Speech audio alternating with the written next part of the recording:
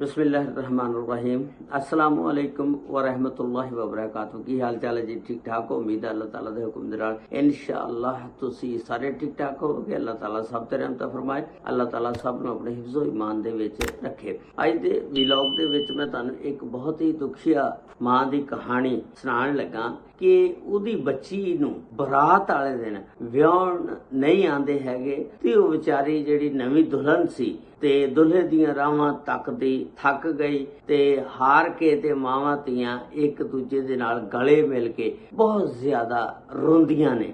ਤੇ ਸਾਡੇ ਪਾਕਿਸਤਾਨ ਦੇ ਵਿੱਚ ਇੱਕ ਜਹੇਜ਼ ਦੀ ਐਸੀ ਲਾਨਤ ਆ ਕਿ ਜਹੇਜ਼ ਦੀ ਵਜ੍ਹਾ ਦੇ ਨਾਲ ਸਾਡੀਆਂ ਬੱਚੀਆਂ ਐਸੀਆਂ ਨੇ ਜਿਨ੍ਹਾਂ ਦੇ ਵਾਲ ਸਫੈਦ ਹੋ ਜਾਂਦੇ ਨੇ, ਬੈਠੀਆਂ ਬੁੱਢੀਆਂ ਹੋ ਜਾਂਦੀਆਂ ਨੇ ਸਿਰਫ ਜਹੇਜ਼ ਨਾ ਹੋਣ ਦੀ ਵਜ੍ਹਾ ਨਾਲ। ਲੋਕ ਏਡੇ ਲਾਲਚੀ ਨੇ ਕਿ ਯਾਰ ਸਾਰਾ ਕੁਝ ਸਾਡੇ ਘਰ ਆ ਜਾਏ। ਭਈ ਉਹਨਾਂ ਨੂੰ ਪੁੱਛੇ ਯਾਰ ਜਿਹੜੀ ਬੱਚੀ ਆਣੀ ਆ ਵਿਆਹੀ ਹੋਈ ਤੇ ਜਿਸ ਵਾਲदैन ਨੇ ਤੁਹਾਨੂੰ ਬੱਚੀ देती, अपने जिगर का टुकड़ा देता, पिछे केड़ी चीज रह गई आ। लोग कहते ने फ्रिज भी आ जाए, वाशिंग मशीन भी आ जाए, फलां चीज भी आ जाए। भाई पुछे यार तुहाडे घर पहलों वाशिंग मशीन है नहीं सी, फ्रिज है नहीं सी, इस तरह दी चीज़ां नहीं होंदियां, हर घर दे विच होंदियां।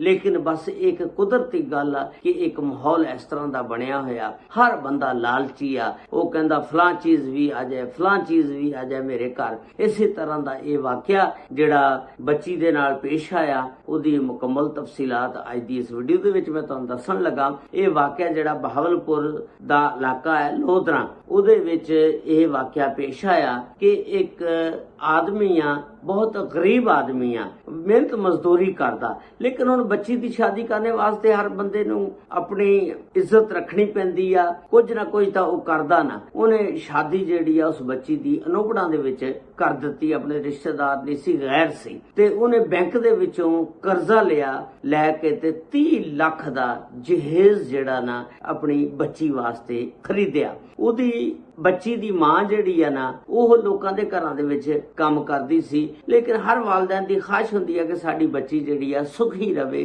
अच्छी जिंदगी उहनूं मिले, उहदा शौहर अच्छा होवे, जो भी मां बाप कोलों कोशिश होवे ओह करके ते पूरी करदा। ते इन्हां ने 30 लाख दा बैंक चों कर्जा कढ़ा के ते बच्ची नूं सारा इलैक्ट्रॉनिक दा फ्रिज, वाशिंग मशीन, जो भी जहेज दा समान हुंदा, कोई ऐसी चीज नहीं जिहड़ी ना दित्ती होवे, सारियां चीजां बच्ची नूं दित्तियां। बच्ची इस तरह होया कि ਉਹ ਬੱਚੀ ਦੇ ਜਿਸ ਵੇਲੇ ਦਿਨ ਰੱਖ ਦਿੱਤੇ ਜਾਂਦੇ ਨੇ ਤੇ ਇਹਨਾਂ ਨੇ ਨਾ 2 ਮਹੀਨੇ ਪਹਿਲਾਂ ਸਮਾਨ ਜਿਹੜਾ ਬੱਚੀ ਦੇ ਘਰ ਭਜਵਾਤਾ ਸਸੁਰਾਲ ਵਾਲਿਆਂ ਦੇ ਵੀ ਚਲੋ ਤੁਸੀਂ ਸਮਾਨ 2 ਮਹੀਨੇ ਪਹਿਲਾਂ ਹੀ ਚੁੱਕ ਕੇ ਲੈ ਜਾਓ। ਫਰਨੀਚਰ ਵਗੈਰਾ, वाशिंग मशीन, फ्रिजा, सारा कुछ 30 लाख का जिन्ना भी इलैक्ट्रॉनिक का समान सी सारा कुछ बच्ची दे ससुराल वालियां दे घर पहुंचवा दिता। हुण 2 महीने बाद शादी सी ते बच्ची दे सहुरे जिहड़े सी ना इन्ने लालची सी, उन्हां ने कहा कि यार ये इन्ना समान आ गया, क्यों ना असीं कोई बच्चे दी शादी होर जगह ते कर दी, उधरों भी इन्ना समान आ जाएगा। उन्होंने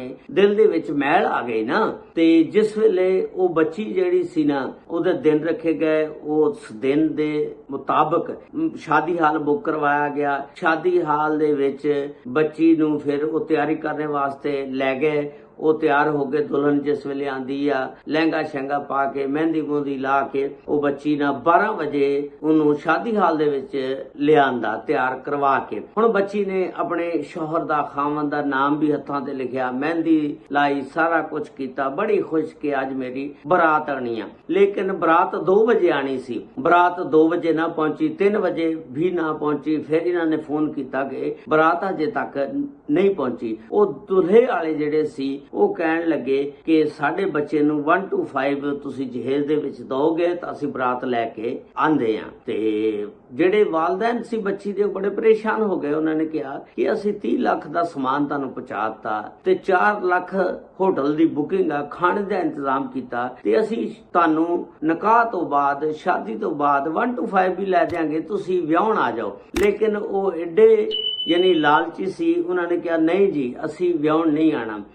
आ जाके जी वो व्याहण नहीं आए ते उन्होंने दूसरी साइड ते किते उसे दिन दे विच शादी जिहड़ी आ ਕਰਕੇ ਤੇ ਲੜਕੀ ਨੂੰ ਆਪਣੇ ਘਰ ਲੈ ਆਂਦਾ। ਹੁਣ ਦੇਖੋ ਇੱਧਰ ਰੋਣਾ ਪਿੱਟਣਾ ਪਿਆ ਬੱਚੀ ਵਾਲਿਆਂ ਵੱਲ, ਤੇ ਦੂਸਰੀ ਸਾਈਡ ਤੇ ਉਹ ਖੁਸ਼ੀਆਂ ਮਨਾਈਆਂ ਜਾ ਰਹੀਆਂ। ਦੁਲਹਾ ਜਿਹੜਾ ਹੋਰ ਜਗ੍ਹਾ ਤੇ ਲਾੜਾ ਵਿਆਹ ਕੇ ਆਪਣੀ ਬੁੱਢੀ ਨੂੰ ਲੈ ਆਇਆ ਘਰ, ਤੇ ਇੱਧਰ ਮਾਤਮ ਵਿਛ ਗਿਆ, ਤੇ ਉਹ ਬੜੀ ਰੋਂਦੀ ਆ, ਕੁਰਲਾਂਦੀ ਆ, ਉਹਦੀ ਅੰਮੀ ਵੀ ਉਹ ਬੱਚੀ ਵੀ ਇੱਕ ਦੂਜੇ ਨਾਲ ਗਲੇ ਲੱਗ ਕੇ, ਤੇ ਇੱਥੇ ਸੋਗ ਦਾ ਸਮਾਂ ਪੈਦਾ ਹੋ ਗਿਆ। ਰਿਸ਼ਤੇਦਾਰ ਅਜ਼ੀਜ਼ੋ ਕਾਰਬ ਵੀ ਸਾਰੇ ਪਰੇਸ਼ਾਨ ਹੋ ਗਏ ਕਿ ਯਾਰ ਸ਼ਾਦੀ ਵਾਲੇ ਦਿਨ ਹੀ ਇਹਨਾਂ ਨੇ ਇਨਕਾਰੀ ਕਰਨੀ ਸੀ, ਤੇ ਇਸ ਤਰ੍ਹਾਂ ਇਹ ਵਿਆਹਣ ਦੂਸਰੀ ਸਾਈਡ ਤੇ ਚਲੇ ਗਏ ਲਾੜੇ ਵਾਲੇ। ਉਹਨਾਂ ਨੇ ਹੋਰ ਦੂਸਰੀ ਸਾਈਡ ਤੋਂ ਨਿਕਾਹ ਕੀਤਾ ਔਰ ਉਧਰੋਂ ਜਹੇਜ਼ ਦਾ ਸਮਾਨ ਲੈ ਕੇ ਤੇ ਸ਼ਾਦੀ ਕਰ ਲਈ। ਇਸ ਤਰ੍ਹਾਂ ਇਹ ਜਹੇਜ਼ ਦੀ ਇੱਕ ਐਸੀ ਲਾਨਤ ਆ ਜਿਹਦੀ ਵਜ੍ਹਾ ਨਾਲ ਸਾਡੇ ਪਾਕਿਸਤਾਨ ਦੇ ਵਿੱਚ ਖਾਸ ਕਰ ਐਸੀਆਂ ਲੜਕੀਆਂ ਵੀ ਨੇ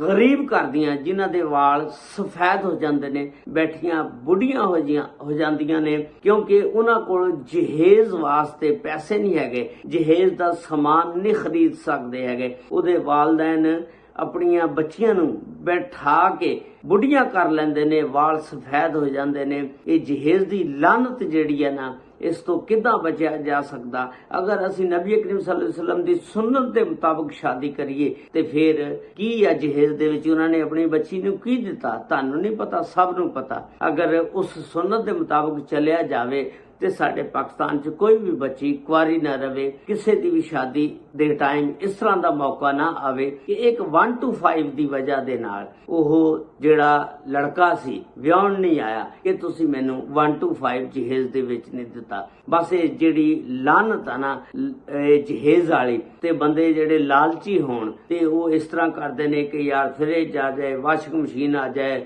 1 to 5 ਆ ਜਾਏ। ਤੇ ਯਾਰ ਜਿਹੜੇ ਤੁਸੀਂ ਪਹਿਲਾਂ ਘਰ ਦੇ ਵਿੱਚ ਰਹਿੰਦੇ ਹੋ, ਉਸ ਘਰ ਦੇ ਵਿੱਚ ਤੁਹਾਡੇ ਕੋਲ ਫਰਿੱਜ ਹੈ ਨਹੀਂ, ਵਾਸ਼ਿੰਗ ਮਸ਼ੀਨ ਹੈ ਨਹੀਂ, 1 to 5 ਹੈ ਨਹੀਂ। ਅੱਜ ਦੇ ਦੌਰ ਦੇ ਵਿੱਚ ਹਰ ਚੀਜ਼ ਹਰ ਘਰ ਦੇ ਵਿੱਚ ਮੁਯੱਸਰ ਹੈਗੀ ਆ, ਲੇਕਿਨ ਇੱਕ ਲਾਲਚ ਜਿਹੜਾ ਨਾ ਇਹ ਨਹੀਂ ਬੰਦੇ ਨੂੰ ਛੱਡਦਾ। ਲਾਲਚ ਜਿਹੜਾ ਕਹਿੰਦਾ ਮੈਂ ਇੱਕ ਜੇ ਗੱਡੀ ਆ ਤਾਂ ਮੈਂ 2 ਬਣਾ ਲਵਾਂ, ਜੇ ਇੱਕ ਕੋਠੀ ਆ ਤਾਂ 2 ਬਣਾ ਲਾਂ। ਬਸ ਇਹ ਲਾਲਚ ਜਿਹੜਾ ਲੈ ਕੇ ਬਹਿ ਗਿਆ, ਤੇ ਇਸ ਤਰ੍ਹਾਂ ਸਾਡੀਆਂ ਬੱਚੀਆਂ ਜਿਹੜੀਆਂ ਆਪਣੀ ਸ਼ਾਦੀ ਦੇ ਹੱਕ ਤੋਂ ਮਹਿਰੂਮ ਰਹਿ ਜਾਂਦੀਆਂ, ਕਿਉਂਕਿ ਉਹ ਗੁਰਬਤ ਦੀ ਵਜ੍ਹਾ ਦੇ ਨਾਲ ਜਹੇਜ਼ ਨਹੀਂ ਦੇ ਸਕਦੇ। ਅੱਲਾਹ ਤਾਲਾ ਸਭ ਦੀਆਂ ਬੱਚੀਆਂ ਦੇ ਨਸੀਬ ਅੱਛੇ ਕਰੇ। ਐਸੀਆਂ ਸੱਸਾਂ ਵੀ ਵੇਖੀਆਂ ਜਿਹੜੀਆਂ ਬੱਚੀਆਂ ਦੇ ਨਾਲ ਬਹੁਤ ਗਲਤ ਬੁਰਾ ਸਲੂਕ ਕਰਦੀਆਂ। ਅਗਰ ਜਹੇਜ਼ ਨਹੀਂ ਲੈ ਕੇ ਆਈਆਂ ਤਾਂ ਉਹਨਾਂ ਨੂੰ ਤਾਨੇ ਮਾਰਦੀਆਂ, ਤੂੰ ਫਲਾਂ ਚੀਜ਼ ਨਹੀਂ ਦਿੱਤੀ, ਤੇ ਤੂੰ ਫਲਾਂ ਚੀਜ਼ ਨਹੀਂ ਲੈ ਕੇ ਆਈ, ਤੇਰੇ ਮਾਪਿਓ ਨੇ ਕੀ ਦਿੱਤਾ? ਤੇ ਲਾਨਤ ਹੈ ਇਹ ਜੇ ਰਸਮ ਰਿਵਾਜ ਤੇ ਜਹੇਜ਼ ਤੇ ਜਿਹੜਾ ਬੱਚੀਆਂ ਦੀ ਜ਼ਿੰਦਗੀ ਨੂੰ ਖਾ ਜਾਂਦਾ। ਅੱਲਾਹ ਤਾਲਾ ਹਰ ਇੱਕ ਦੀ ਬੱਚੀ ਦੇ ਨਸੀਬ ਅੱਛੇ ਕਰੇ। ਅੱਲਾਹ ਤਾਲਾ ਸਭ ਤੇ ਰਹਿਮਤਾਂ ਫਰਮਾਏ। ਦੁਆ ਕਰੋ ਜਿੰਨੀਆਂ ਵੀ ਬੱਚੀਆਂ ਗੁਰਬਤ ਦੀ ਵਜ੍ਹਾ ਜਹੇਜ਼ ਦੀ ਵਜ੍ਹਾ ਦੇ ਨਾਲ ਬੈਠੀਆਂ, ਅੱਲਾਹ ਤਾਲਾ ਉਹਨਾਂ ਤੇ ਸਭ ਤੇ ਰਹਿਮਤਾਂ ਫਰਮਾਏ। अस्सलामु अलैकुम व रहमतुल्लाहि व बरकातुहू।